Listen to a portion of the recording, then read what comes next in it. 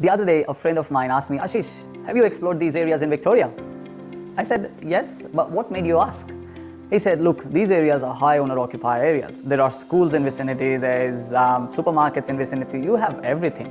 And I'm like, 80% of the properties in 80% of the suburbs match the criteria you've just told me. But is this the only criteria for future growth? Is this the only criteria based on which the tenants will take that property on rent? The answer is a big no. If you're an investor, you need to make sure you're thinking like one. Your properties would grow because of the demand. If we are buying at this point in Melbourne and there's an exodus of migration that's happening towards Queensland, guess what happens? Above all, if the area has grown already for last 10 years, does it still continues to grow? Maybe, maybe not. But if it doesn't, which means whatever you buy now for next 3 to 5 years, it is not going to grow.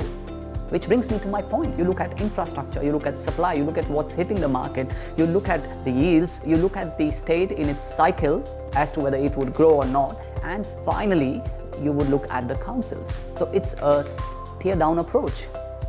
Now, by doing all of that, can you guarantee growth? No, you can't. No one can. Even the best of economists get the predictions wrong.